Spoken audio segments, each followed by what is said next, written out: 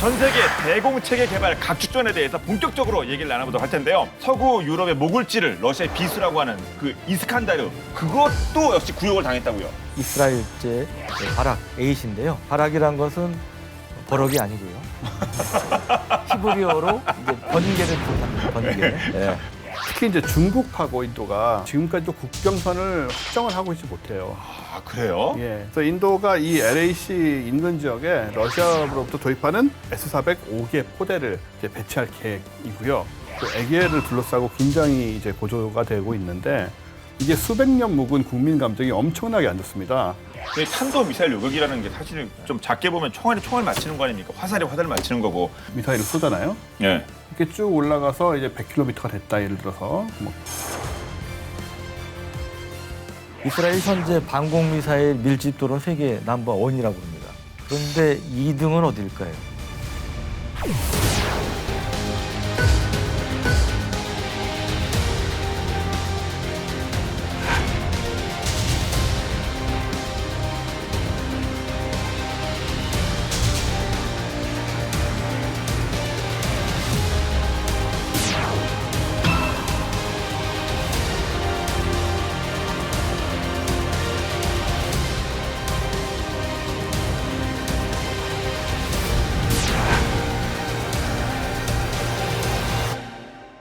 자, 그런 거 말씀을 들어보니까 확실히 뭐 몇 층 구조로 방어 시스템을 갖추고 있다는 이스라엘이 대단한 것 같습니다. 맞습니다. 우리가 누차 얘기했지만 이스라엘은 우리처럼 이 북한의 탄도미사일 또 뭐 장사정포 뭐 이런 위협을 갖고 있는 국가 입장에서 보면 정말 모델 케이스로 삼을 수 있는 또 어떤 삼아야 되는 그런 나라인데 이스라엘 현재 방공미사일 밀집도는 세계 넘버 원이라고 그럽니다. 이게 제일이라고 그러고요. 그런데 2등은 어딜까요? 아, 2등이요? 네. 일단 뭐 군사적 충돌 가능성이 좀 있어야겠죠. 네. 그리고 미사일 비싸니까 좀 잘 살아야겠죠. 네. 미국이 도와줘야겠죠. 아무래도 네. 그렇죠. 리퍼블릭 오브 코리아 아닙니까? 한국? 아, 예. 우리나라는 뭐 그 정도는 아니고요. 네. 우리는 우리보다 훨씬 심각해요. 그러면 이스라엘도 아닌데 어디가 있죠? 우리는 또 이제 많이 컸잖아요. 네. 그래서 뭐 미국이 이렇게 많이 안 도와줘도 된다고 아, 예. 그런 자세로 해야죠 또. 아, 그쵸, 그쵸. 예, 예. 근데 여간 우리나라는 아니고 바로 중국과 또 어떻게 보면 대치하고 있는 대만입니다. 아, 대만이? 예, 대만이 있죠. 아, 예. 대만. 예. 대만은 이제 그 중국발 위협에 맞서가지고 전 지역을 요새화한 예. 그런 이제 고슴도치 전략을 취하고 있는데 그러다 보니까 이제 방공 미사일 전력도 지속적으로 이제 강화를 해왔어요. 대만군이 보유하고 있는 공대공 또 단거리 지대공 미사일 발수를 다 합하면 한 7,700여 발 정도로 알려져 있고요. 상당히 많은 숫자죠. 그리고 현대 가동 중인 지대공 미사일 기지가 이제 22군데 정도 된다고 그럽니다. 예, 지금 이제 지도가 나오고 있는데요. 이 지도에 표시된 게 이제 그 대만군의 지대공 미사일 기지인데 이 종류별로 나와 있어요. 핑크빛이라고 그래야 되나요? 약간 아이보리? 아이보리. 아이보리. 예, 아이보리 가까운 색깔이 이제 패트리어트 팩3 예. 미사일 기지고요. 그다음에 녹색 예, 그쵸. 계통, 녹색 계통이 이제 슝펑2 초음속 지대함 미사일 기지입니다. 녹색. 그러니까 이거는 이제 중국 해군 함정들을 주로 겨냥한 이제 그런 기지라고 볼 수 있고 세 번째로 하늘색 여기 이제 오른쪽에 쭉 이제 보이시는 이게 이제 대만판 사드로 불리는 생봉3 미사일 기지인데요. 예, 장거리 고고도 대공 미사일이 이제 생봉3인데 이게 연간 뭐 이제 96발 정도로 생산한다고 그러고요.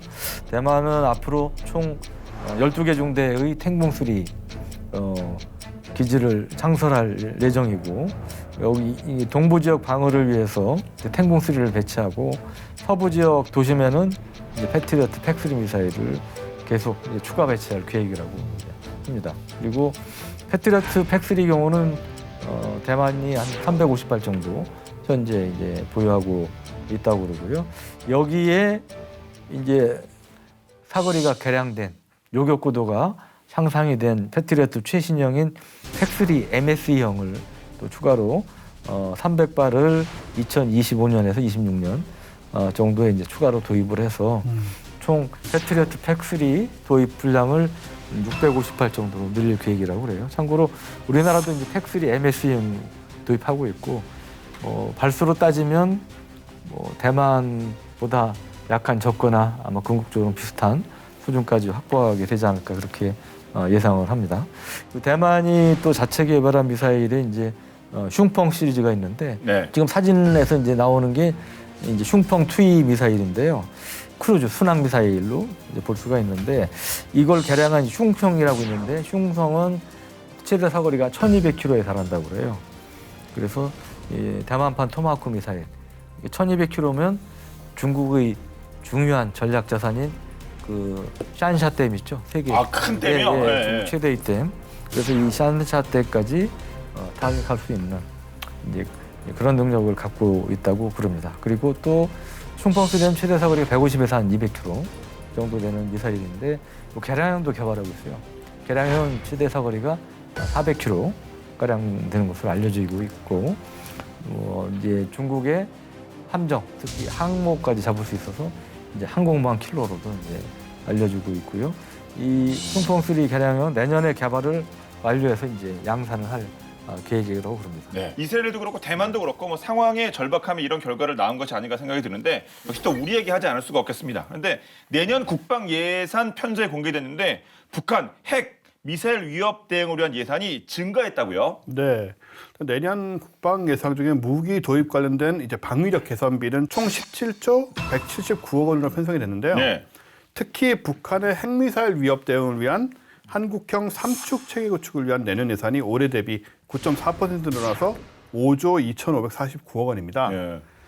한국형 삼축 체계 구축이란 중고도 정찰용 무인 항공기 등 킬체인 전력이 하나고요. 그다음에 패트리엇 3 성능 2차 개량, 그리고 장사정포 요격 체계 등 한국형 미사일 방어의 KMD죠. 요게 이제 또 하나고요. 그리고 230mm급 다연장 로켓, 대형 기동 헬기 2 등 소위 대량 응징 보복, 이 KMPR 이렇게 세 가지가 이제 한국형 삼축 체계를 얘기하는 거죠.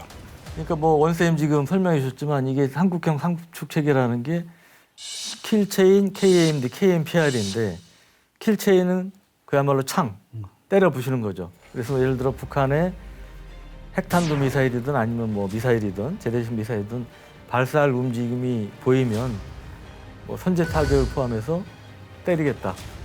여기에는 이제 그 우리 현무2라든 현무3 같은 탄도 순항 미사일, 또 이제 공군 타우러스라든지 이런 순항 미사일이나 아니면 합동 직격탄 등을 탑재한 F-35 스텔스기를 포함해서 F-15K라든지 이런 것들도 이제 수단이 될 수 있는데 가급적 적 표적 주로 이제 북한의 이동식 발사대 지금 원래 한 100여 개 있는데 지금 한 200개 이상으로 늘어났을 가능성이 많은 것으로 보여지는데 이것을 탐지한 지 30분 내에 타격하겠다는 게 이제 킬체인이고요. KMD는 이 킬체인 통해서 잡으면 좋은데 현실적으로 북한 미사일이 이동식 발사대가 언제 어디서 튀어나올지 잘 모르잖아요.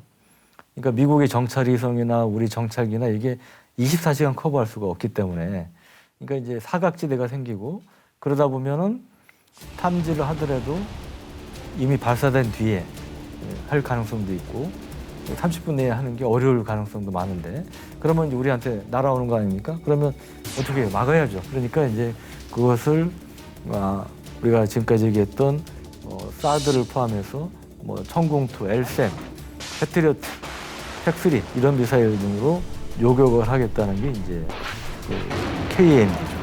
마지막 KMPR은 이미 이제 우리가 당했어요. 이제 어쩔 수 없이 미사일 얻어맞고 이러면 대량으로 그야말로 그냥 어떻게 보면 무자비하게 북한의 지휘부, 김정은이 있는 주석궁을 포함해서 이 지휘부라든지 이런 각종 목표물, 공공기지라든지 이런 것들을 대거 미사일이라든지 폭격기, 전투기 전력, 그다음 미군의 폭격기 이런 것들을 총동원해서 때리겠다. 근데 이제 KMPR은 이미 우리가 당하면 사실 늦는 거 아닙니까? 보복을 해서 북한을 상대히 타격을 가해도.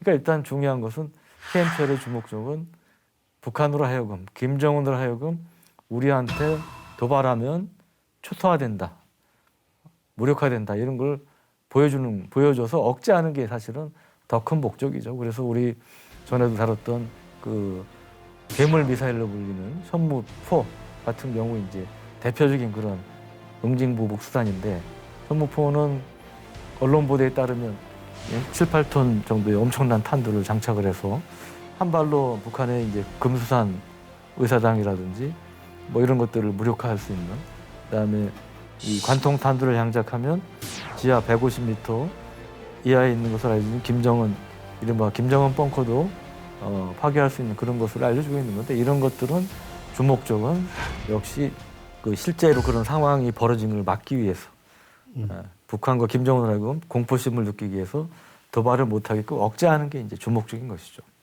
그중에 두 번째가 한국형 미사일 방어에 대해 KAMD 아니겠습니까? 이게 오늘 뭐 주제에 해당할 텐데 수도권을 위협하는 북한 장사정포. 이거 진짜 그 골칫거리인데 이 요격 체계를 조기 전력화한다고요? 네, 그렇습니다. 이제 우리가 북한 탄도미사일 위협도 얘기하지만 이 수도권에 사시는 시민들 입장에선 더욱 피부에 와닿는 위협이 북한의 장사정포죠.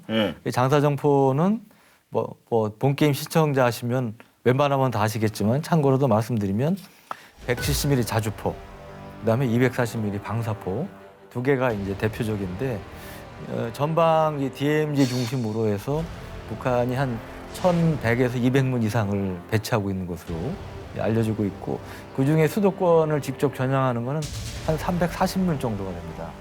근데 이 340문이 1시간당 집중적으로 최대한 퍼볼 수 있는 포탄의 양이 10,000발 이상이 돼요. 16,000발. 뭐 기준에 따라 다르지만 뭐 이상이 되는 것으로 알려지고 있고, 또 뭐 최악의 경우 인구 밀집 지역에 떨어지면 뭐 이제 수십만, 10만 이상의 사상자가 날 수 있다, 이런 이제 군 내부 분석도 있고, 그렇기 때문에 우리 입장에서는 이거에 대한 대응을 결코 소홀히 할 수 없는 이제 그러한 이제 상황인 거죠. 근데 우리가 이제 패트리어트 미사일, 그다음에 천궁수 미사일도 배치하고 있지만 이거는 기본적으로 탄도 미사일을 요격하는 것이고, 현재까지 우리 한국군이나 주한미군에는 북한의 장사정포, 포탄이나 로켓탄을 요격할 수 있는 수단은 없어요. 그렇기 때문에 우리 전 MC 말씀하신 장사정포 요격 체계 LAMD 개발을 이제 서두르겠다는 건데, 원래는 이게 2030년대 초반까지 개발하려고 그랬어요.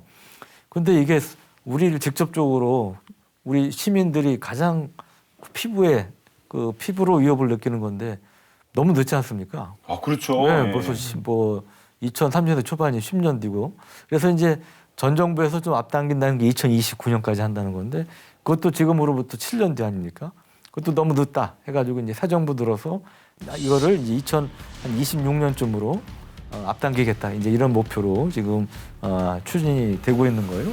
그러니까 이제 그 뭐 돈은 더 투입을 해야 되겠죠. 그래서 이제 내년도 예산에 이제 반영한다는 것이고, 특히 이제 문제가 북한이 이스칸다라든지 이런 낮게 날아오고 회피 기동을 하는 신형 미사일 플러스 세계에서 제일 구경이 큰 600mm 초대형 방사포를 개발했어요. 그런데 이 말이 방사포지 사실은 거의 탄도 미사일 비슷합니다.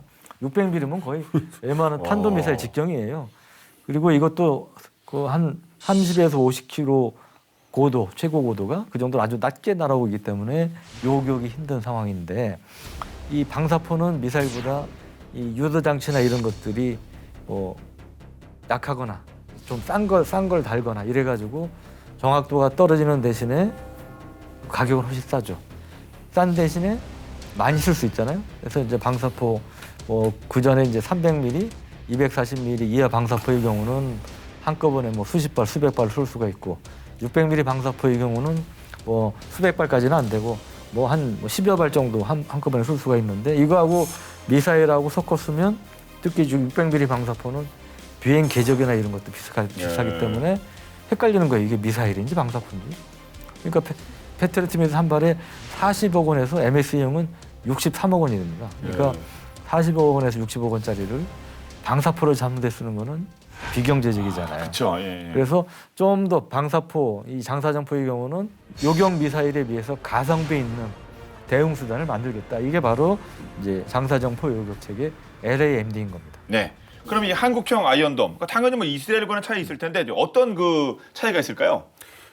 일단은 그 이스라엘 아이언돔도 우리가 도입 얘기가 계속 나오긴 했었죠. 네. 근데 2020년 8월에 국방부가 발표한 2021에서 2025 이제 국방 중위 계획에는 독자 개발을 추진하기로 결정을 한 것이고, 그래서 아이언돔보다는 미국 로키드 마틴에서 그 사이드와인더 공대공 미사일을 토대로 개발한 축소형 직격 요격탄에 가까운 형태가 될 것이라는 평가가 지금 나오는 상황입니다. 그래서 우리 이제 한국형 아이언돔이 이제 그런 형태가 될 거라고 보는 건데, 이스라엘의 아이언돔은 분명히 훌륭한 체계지만 북한의 위험에 맞서기에는 역부족이죠. 그때도 한번 얘기가 나왔었는데, 북한은 한꺼번에 수십 발을 쏠 수 있는 방사포를 5,500여 문을 보유를 하고 있는데 반해 하마스는 가삼 로켓을 시간당 100여 발 쏘는 수준이거든요. 그러니까 방어를 해야 될 대상이 완전히 다른 상황이라서 그래서 이제 우리가 이스라엘의 아이언돔을 가지고 들어오면은 뭐 여러 가지로 비용 측면에서 효과가 떨어진다. 아이언돔은 또 한 발 쏠 때마다 5만 달러씩 돈이 든다고 하니까 이것도 만만찮아서 이제 한국형 아이언돔으로 이제 자체 개발을 지금 하는 상황인 거죠. 네. 또 그 외에 복합 다층 미사일 방어 체계를 역시 조기 구축한다. 이런 내용도 함께 발표가 되는데 이건 또 어떤 내용입니까? 예, 우리가 이제 개발 중 이미 개발했거나 예. 개발 중인 게 또 중거리 요격 미사일 천궁2가 있고요. 장거리 요격 미사일은 이제 LSAM이 이제 개발 중인데 이걸 통해서 이제 중장거리 이제 복합 다층 미사일 방어 체계를 이제 구축을 하겠다는 겁니다. 그러니까 아래부터 따지면 천궁2, 그다음에 패트리어트 팩3 그리고 LSAM. 근데 주한미군까지 포함하면 매주에 사드가 있는 이런 이제 다층 방어 체계를 구축하겠다는 건데 LSAM은 이제 우리가 이제 개발 중인 장거리 지대공 미사일이고 우리 전에도 본게임2에서 다룬 적이 있었죠. 그래서 최대 요격 고도가 이제 40에서 60km인 것으로 알려진 그런 미사일이고 지난 2월에 이제 시험 발사에 성공했죠. 지금 명상을 한번 네. 다시 보시겠습니다. 표적을 향해서 이제 발사가 된 그런 모습이고요. 오. 지금 이제 이건 시뮬레이션입니다. 예. 이제 가상으로 해서 이제 보여주는 그런 장면이고요. 적 탄도탄이 발사가 되면 네. 통제소에서 뭘 파악을 하고 탐지하고 쏜다.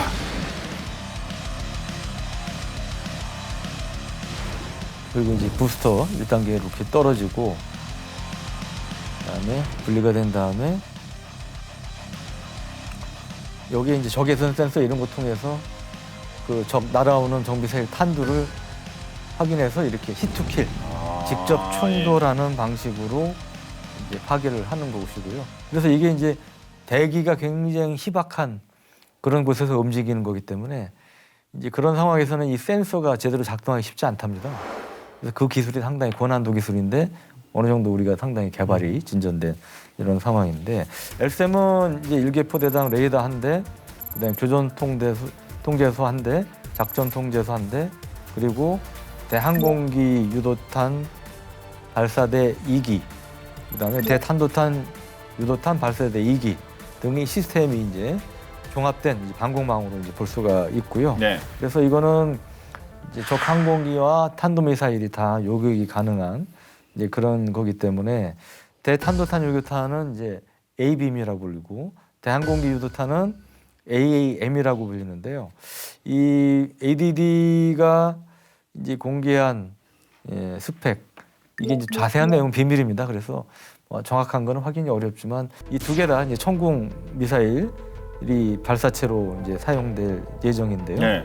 특이한 점은 LSAM이 이제 운용 차량인데요. 기존에 이제 천무하고 현무 미사일을 운반하는 그 K900 계열의 이제 차륜형 차량이 발사 차량으로 활용이 될 것으로 그렇게 알려지고 있고요. 그래서 LSAM이 전력화가 되면 그 아까 이제 다층 방어 체계를 구성한다고 그랬잖아요. 그래서 우리 천궁2 요격 고도가 지금까지는 15km예요. 예. 물론 이제 앞으로 개량이 나오겠지만 그리고 패트리어트 팩3 미사일이 구형인 CRI는 20km이고요. 그 다음에 개량형인 MSE형은 35km, 30여 km 됩니다. 40km 좀 안 되는 그런 상황이고 그다음에 그 위에가 이제 바로 LSM으로 하는 겁니다. LSM이 한 40에서 60km. 그리고 개량이 나오면 LSM2가 나오면 100km까지 하고 맨 위에가 이제 사드죠. 사드는 최저가 요격 고도가 40km고 최대가 150km. 그러니까 150km까지 요격이 가능하니까 사드가 최상충부 요격을 맞게 되는 형태로 이제 우리 군과 주한미군이 서로 협력을 해서 다층 방어 미사일 요격망을 이제 구성을 하게 되는 겁니다. 네. 근데 방금 그 말씀하신 그 탄도미사일 킬러 우리 그 천궁2는 그 세계 시장에서 이미 성능 뭐 인정받고 있는 상황 아닙니까? 그렇죠. 올 1월에 그 아랍에미레이트가 우리나라하고 적탄도 미사일을 요격하는 천궁2 대공 방어 미사일 시스템 도입 계약을 체결을 했고요. 외국 최초의 운영국이 된 거죠. UAE 입장에서는 이란의 미사일 공격이나 또 예멘 후티 반군의 드론 공습을 이제 우려를 하고 있기 때문에 미국제 패트리엇과 이스라엘제 바락8 그리고 우리 천궁2를 후보로 놓고 이 요격 미사일 도입을 추진을 해왔는데 패트리엇은 가격이 너무 비싸서 일찌감치 탈락을 했습니다. 최신형 패트리엇 3는 한 발당 가격이 385만 달러라 한 발당 가격이 40억 원이 넘는 금액이기 때문에 지금 환율로 치면은 훨씬 높아지겠는데요. 그것도 이제 CRI 기준이고요. 네네. 아까 말씀드린 MSA형은 60억 원이 넘습니다. 그러니까 이런 식이면 이게 UAE 입장에서도 좀 불편하다가 되는 것이고 인도와 이스라엘이 공동 개발했던 바락8과 이제 최종 경합 끝에 우리가 승리를 했죠. 그래서 총 10개 정도의 10여 개의 포대를 이 UAE에서는 도입할 예정이라고 합니다. 그 사진을 보시면 이게 천궁의 이제 1개 포대 구성이잖아요. 그래서 일단은 그 목표 수색과 미사일 유도를 담당하는 다기능 레이더 차량이죠. 이게. 네. 그런 다음에 포대를 지휘하는 지휘 통제 차량. 요 같네요. 그렇죠. 안테나 있는 게. 네네. 그리고 8개의 발사관을 각각 장착한 발사대 차량이 4대 이렇게 구성이 되는데 그래서 한 개 포대당 최대 32발의 미사일이 배치가 됩니다. 최대 요격 고도는 15km이기 때문에 패트리엇 3는 최대 요격 고도가 20km니까 그보다 조금 낮고요. 천궁2 최대 속도는 마하 5, 길이는 4m, 무게는 400kg. 그리고 미사일 한 발의 가격은 15억 원 수준이니까 뭐 패트리엇 3하고는 비교도 안 되는 저렴한 가격이고요. 천궁1의 경우는 항공기 요격을 위해서 만들어진 건데 천궁2는 탄도탄 방어를 위해서 개발된 미사일이라서 패트리엇 3 미사일처럼 히투킬입니다. 직격 파괴 방식을 사용을 하고요. 또 지금 보시는 장면이 이제 콜드런치 장면이죠. 패트리엇은 그냥 발사가 되는데 얘는 이제 먼저 이렇게 좀 전에 본 것처럼 퉁 뛰어올려져 가지고 그런 다음에 이제 엔진에 실제로 가동이 되는 콜드런치 방식으로 유도탄을 수직 사출해서 발사를 하고요. 이 콜드런치 중에서도 발사관 자체가 압력을 받는 실린더 역할을 하면서 유도탄을 밀어내는 이 포미 압력 방식도 같이 취하고 있습니다. 이게 이제 여러 가지 장점이 있는데 역시 기존 발사 시 화염, 심한 화염 뭐 이런 걸로 인해서 장비나 발사체가 손상되는 걸 막을 수 있고 그리고 이제 콜드런치는 아무래도 그런 특징 때문에 소형화나 경량화가 되기 때문에 항상 이제 탑재하고 있는 경우에 부속 기자재의 부피, 즉 늘 들고 다녀야 되는 물건들이 작아지는 거죠, 크기가. 그래서 보다 많은 무기를 탑재할 수 있다는 장점도 같이 있습니다. 네. 천궁도 계속해서 저희가 응원하도록 하겠습니다.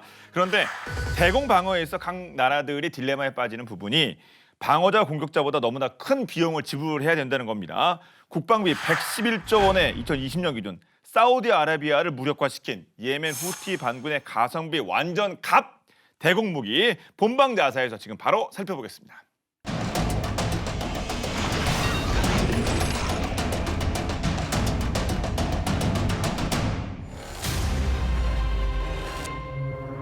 세계 각국에서 대공 미사일 개발과 대공 방어 시스템 개발에 열을 올리는 이유가 있습니다.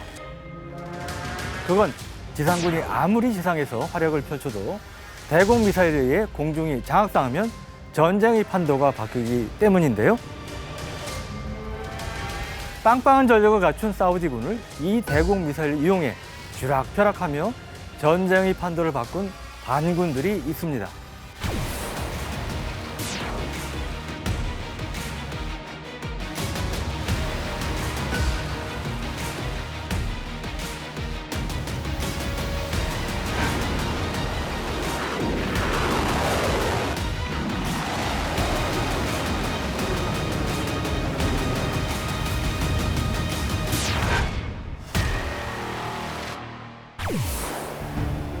국방비 세계 3위 규모의 사우디군을 상대로 선전을 펼친 후티 반군은 예멘의 이슬람 근본주의 무장단체로 1994년 탄생했는데요. 사우디와 동맹국들은 후티 반군을 격파하기 위해 예멘의 거점에 대대적인 공습을 퍼붓게 됩니다. 2015년 3월 26일 시작된 이 공습은 약 한 달간 지속됐죠. 아랍에미리트 전투기들도 공중급유까지 받아가며 공습에 합세했는데요. 전투기는커녕 헬기와 탱크도 없이 AK 소총 하나 들고 다니는 후티 반군들은 속수무책으로 당할 수밖에 없었죠. 무기도 파괴되고 거점까지 초토화돼 이대로 후티 반군은 끝이 나는가 싶었던 그때 곧 판도는 180도 뒤집혀 버립니다.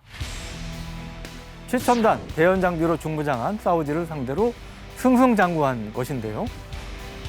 사우디군의 공습이 한 달간 진행된 뒤 후티 반군은 각종 대공 미사일을 속속들이 도입하기 시작했고 이 대공 미사일로 하늘의 전투기부터 땅의 탱크까지 보이는 족족 다 부셔버린 거죠. 미국제 탱크를 앞세운 기갑 부대들이 후티 반군의 미사일 세례에 초토화돼 버리자 사우디는 특수부대를 긴급 투입합니다. 하지만 특수부대도 후티 반군의 미사일 세례에 엄청난 타격만을 입은 채 제대로 된 화력도 펼치지 못하고 끝이 나고 말죠. 사우디는 곧이어 무인 공격기를 동원하는 것은 물론 장갑차에 사우디 특수부대를 태워 기갑부대를 보호하게 하는 등 인명피해를 최소화하면서 후티 반군을 공격하는 전략을 써보는데요. 그러나 무인 공격기도 기갑부대도 후티 반군이 대공 미사일 공격에 여지없이 당하고 맙니다. 후티 반군은 SA-2, SA-3 대공 미사일을 필두로 스틱스 대한미사일, 스쿼드 탄도미사일, 토치카 단거리 탄도미사일 등을 주로 사용했는데요. 다른 장비는 많지 않아도 전투기를 때려잡는 위력적인 대공 미사일을 갖고 있는 후티 반군의 유세에 사우디군은 궁지에 몰리기 시작하죠. 후티 반군이 중거리 대공 미사일 SA-2로 F-15 전투기까지 격추시키게 되자 결국 사우디는 공중 폭격을 중단하겠다는 공식 발표까지 하게 됩니다.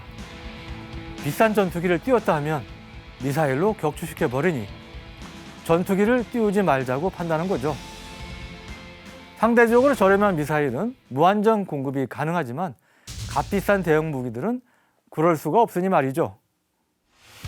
후티 반군이 쏜 대공 미사일이 활약 때문일까요? 당시 중동의 무기 암시장에서는 휴대용 대공 미사일 시스템인 맨페지의 가격이 폭등했을 정도라고 합니다. 최첨단 전투기를 때려잡을 수 있으면서 가격은 상대적으로 훨씬 저렴하니 몸값이 천정부지로 치솟을 수밖에요. 사우디의 대대적인 공습 이후로도 후티 반군의 얄미운 미사일 공격은 계속됐습니다. 2016년에는 미 해군의 첨단 기술이 적용된 HSV-2 스위프트를 단 한 발의 구형 스틱스 대한미사일로 격침시키기도 했는데요. 사우디군이 더욱 속이 쓰릴 수밖에 없었던 이유가 또 있습니다. HSV-2 스위프트의 가격은 하나로 약 1,400억 원. 하지만 이를 격침시킨 미사일은 고작 84만 원짜리였죠. 여기에 후티 반군만의 전략도 있었는데요. 후티 반군은 주로 야간에 스틱스 대한미사일을 이용한 공격을 자주 가했다고 합니다. 야간의 미사일 탐지가 더 어려운 곳을 노린 것이죠. 2018년에는 사우디의 유로파이터 타이푼 전투기를 지대공 미사일로 격추시켰다고 주장하기도 했는데요.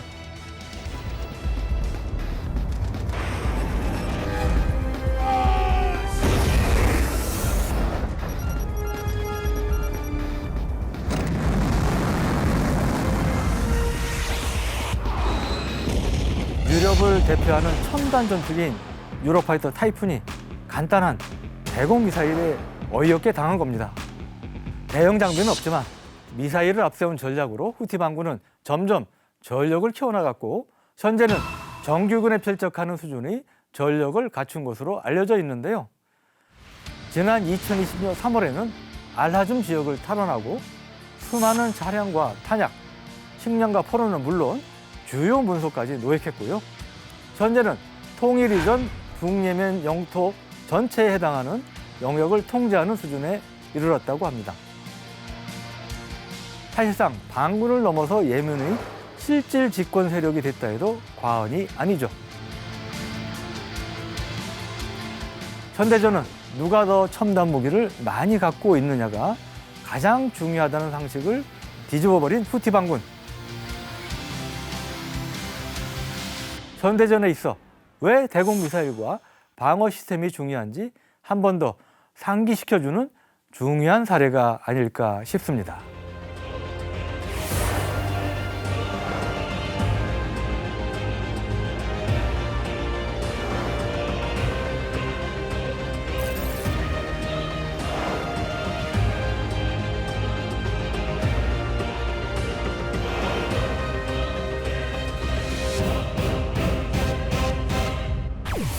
가성비라는 말 요즘 많이 쓰는데 이제 가성비를 넘어섰죠, 솔직히 가성비는. 예. 역시 그 대공미사일 쪽의 가성비는 그 휴대용 대공미사일 맨페즈가 예. 아닐까 싶고요. 이 맨페즈로 전투기를 격추시킨 사례가 상당히 많거든요. 예.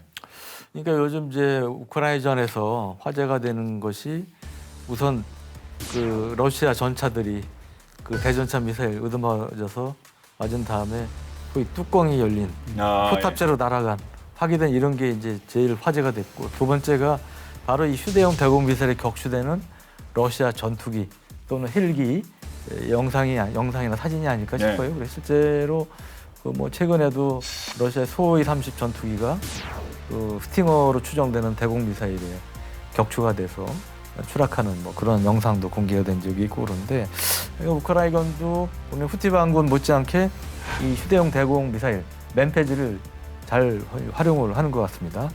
그래서 뭐 아까 말씀드린 스팅어 미사일이라든지 뭐 이런 것들, 대전차 미사일은 성스러운 그 제블린이라는 예. 대전차 미사일도 있고요. 근데 보통 맨페즈가 한 2억 원 안팎으로 이제 알려지고 있는데, 대전차 미사일은 싼 거는 뭐 1억 원도 정도 하는 것도 있죠. 근데 전투기 경우는 몇백억이잖아요. 아, 수백 대 있네, 그냥 그다음에 비교가 하면. 전차도 뭐 신형 전차는 뭐 5, 60억 예. 정도 뭐 하고 그러니까 가성비가 정말 가성비가 되는 이제 그런 존재라고 할 수 있겠죠. 예, 그러니까 다른 무기도 아니고 맨페즈에 예. 전투기나 전차가 뭐 당하면 정말 예. 뭐 당하는 입장에서 정말 가슴이 찢어질 것 같습니다.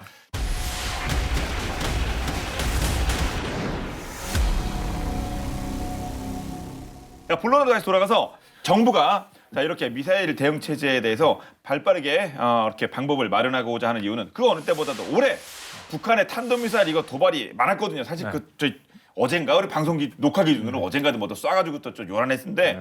그러니까 근데 많이 쏘기도 하지만 또 요격이 또 어려워질 만큼 또 기술 개발도 된 거 아닙니까? 북한 네. 쪽이. 북한이 2022년 상반기에만 28발 이상의 탄도미사일을 발사했어요. 올해 그쵸. 예, 근데 이렇게까지 실감 못 하시는데 실제로 굉장히 많이 쐈고요. 최다였던 2019년에 이제 연간 25발이었으니까 그보다 훨씬 상반기만 28발이니까 굉장히 많이 쏘고 있고요.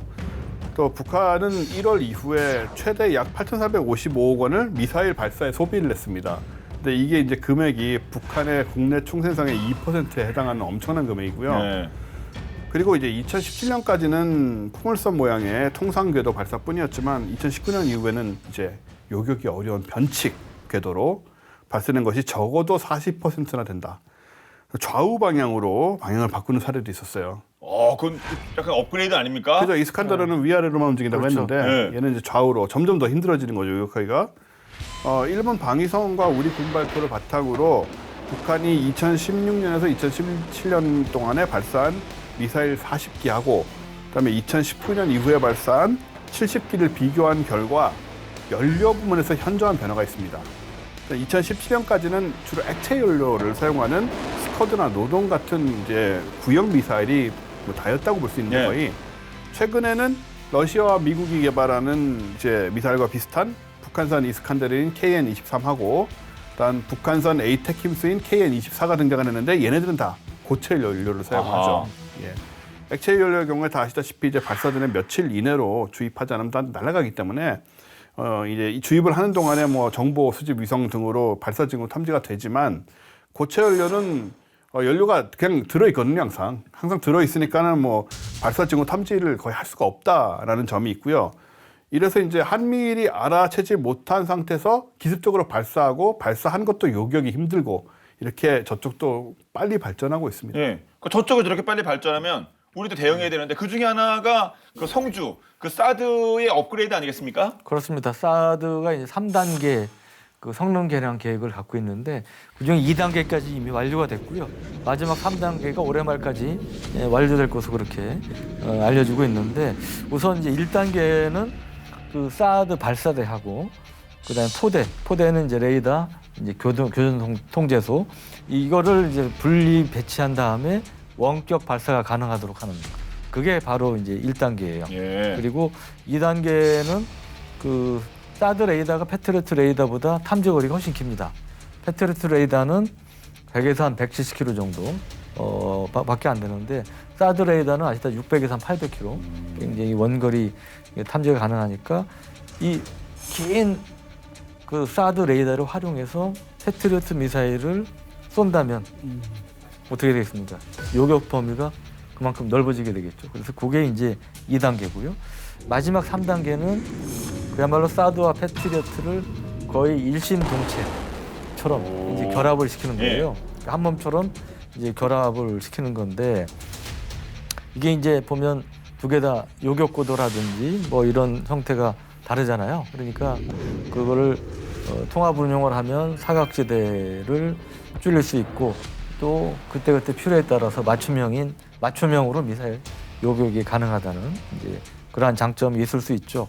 그래서 북한이 또 원세 말씀하셨지만 그러한 이제 고체 연료를 써서 기습적인 발사가 가능해지고 또 이제 변칙 기동도 하고 그리고 전에는 아까 말씀드린 이제 이스칸다르나 복합한 ATACMS 미사일 뭐 일부 초대형 방사포도 뭐 그런 기동을 보였다는 얘기도 있는데 약간 상하로만 풀업 기동만 했다면 이제 그 뒤에 나온 그 올 들어서도 이제 시험을 했던 극초음속 미사일의 경우는 좌우로 이렇게 선회 비행을 합니다.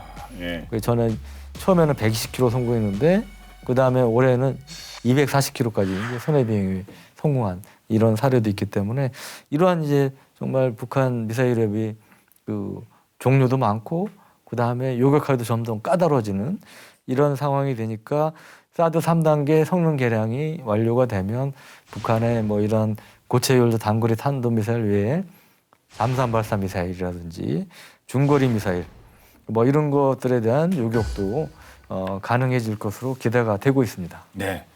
근데 이 북한의 탄도미사일에 대한 압박인지 뭐 또 핑계거리인지 하여튼 일본도 미사일 요격 시스템 도입을 눈앞에 두고 있다고요? 네, 원래 일본 정부는 육상 자위대가 운영할 네. 지상 배치형 미사일 요격 시스템으로 이지스 어쇼를 배치할 예정이었어요. 근데 계획을 바꿨습니다. 이지스 어쇼를 배치하려고 했던 지역인 그 아키타, 야마구치현의 반발. 그 지역은 또 그렇죠. 그런 또 예. 이야기가 있나 보군요. 뭐 당연히 타깃이 될 수 있으니까요. 그리고 이제 이지스 어쇼의 미사일 추진체 부스터가 엉뚱한 곳으로 떨어질 수 있다는 기술적인 문제가 드러난 거예요. 이렇게 되면은 지상에다 놓기 좀 어려워지죠. 예. 그래서 어떻게 하기로 했냐면은 아베 신조 전 총리 시절인 2020년 말에 해상자위대가 운영할 신형 이지스함 건조를 결정을 했는데요. 이 새로 건조할 신형 이지스함에 지상 목표도 공격 가능한 장사정 순항 미사일을 탑재할 예정이랍니다. 보도에 따르면 육상 자위대 12식 지대함 유도탄을 개량한 순항 미사일을 탑재하는 방향으로 논의 중이라고 하는데 이 유도탄을 개량하면 사거리가 약 1000km에 달한다고 해요. 그래서 일본은 이 이지스함을 동해 상시 전개하면서 이제 대북 억지력 강화를 꾀할 방침이고요. 최근 중국의 군사 활동이 많이 늘어나니까 이 동중국해 인근에 이제 전개를 또 할 가능성도 크고요. 계획은 변경이 됐는데 어쨌든 일본 정부가 내년도 예산안에 이 관련 예산을 넣을 경우에는 이지스함 완성까지는 5년 정도 걸릴 거라고 예상을 하고 있습니다. 네. 진짜 우크라이나 전쟁을 통해 세계화를 전운 제공권 장악과 함께 물샐 틈 없는 대공 방어의 중요성이 아닌가 싶은데요. 오늘 쭉 이렇게 대공 방어책에 대해서 살펴봤습니다. 어떠셨습니까? 끝으로 한 말씀 좀 부탁드립니다. 예, 걸프전 이후에 이제 네. 미군이 수행한 군사 작전을 보면 대부분 초기의 적 방공망 레이더 기지를 포함해서 지휘통신 시설 이런 것들을 무력화하는 것으로 시작이 됩니다. 걸프전이 아주 유명한 사례인데 이라크전도 그렇고요. 그러다 보니까 공습에 앞서서 가장 먼저 투입하는 게 적 레이더 기지라든지 전자장비들을 무력화할 수 있는 전자전기 EA-18G 그라울러라는 네. 이 전자전기가 이제 대표적인 이제 존재인데 이런 것들을 포함해서 적 방공망 우리 같은 이제 북한의 방공망을 무력화할 수 있는 능력을 갖추는 게 이제 중요했다고 보고 그런 점에서 공군에서도 이제 전자전기 사업을 추진하고 있어요. 이제 그거를 뭐 외국에서 도입하려다가 국내 개발하는 걸로 이제 바뀐 것으로 이제 알려지고 있는데 그것도 뭐 계속 계획이 뭐 엎치락뒤치락했습니다. 그리고 우선순위에서 밀려 있다 이런 얘기도 들리고 그러는데 저는 하여튼 우선순위를 좀 높여서 추진할 필요가 있지 않나 그런 생각을 해봤습니다. 뭐 대공 무기가 사실은 레이저를 쓰기에 가장 적합한 쪽이 아닌가라는 생각을 해요. 그래서 뭐 빠르게 움직이는 이제 것들을 상대를 해야 되니까 뭐 광선은 당연히 굉장히 유리하고 출력만 강해지면. 그래서 선진국은 사실 이미 무인기 유격하기 위해서 이제 광섬유 레이저를 이용을 하고 있고요. 미국의 아담은 10kW, 아테나는 30kW, 그리고 이스라엘의 아이언빔은 20kW, 또 독일의 헬 리펙터라고 하는데 요거는 20에서 30kW 출력의 광섬유 레이저를 좀 사용을 하고 있고요. 그래서 이제 국방과학연구소가 하나 시스템을 광섬유 레이저 대공 무기 시제 개발 업체로 선정을 했고요. 그래서 관련 연구를 지금 진행을 하고 있습니다. 그래서 결국은 이제 이 분야에서도 우리가 선진국하고 어깨를 나란히 할 수 있을 것 같고 저는 SF 영화에서 보는 도시에 이렇게 뭐가 쳐들어오니까 빛이 쫙 뻗어지면서 우수수 떨어지면 막 다 터지고 막 하늘에서. 아, 그렇죠. 그렇죠. 외계인의 그 모함들은 주로 그렇죠. 우리 전투기에 날아가면 네. 갑자기 우르르 떨어지잖아요. 예, 뭐 그런 상황들이 떠오르는데 좀 뭐 우리 자꾸 지구의 평화가 와서 우리끼리 안 싸우고 정말 외계인을 상대하는 무기로 쓸 수 있으면 좋겠지만 그런 미래는 아직은 멀겠죠. 그 실드는 안 됩니까? 실드 그것도 연구를 한다는 얘기는 있어요, 사실은. 아, 그래요? 근데 에너지가 아직은 너무 많이 들어가지고 쉽지는 않은 것 같습니다. 알겠습니다. 네, 오늘 본 게임은 여기까지입니다. 본 게임은 국방TV 유튜브를 통해 언제든지 시청할 수 있다고 하니까 많은 활용 부탁드리겠습니다. 다음 주 더욱더 화끈한 내용으로 돌아오겠습니다. 지금까지 저희는 본 게임 2의 지였습니다. 고맙습니다. 네. 아, 근데 대공 미사일 정말 엄청 만드는군요. 막 전 세계가 다 만들고 있네요. 그러게요. 어떻게 보면 참 서로를 못 믿는 거긴 하죠. 그러게. 그 맞을 상황이라고 생각하니까 만드는 거 아닙니까? 그렇죠. 언제 맞을지 모른다는 생각을 하니까. 네. 하여튼 점점 스텔스기가 늘어나니까 그거.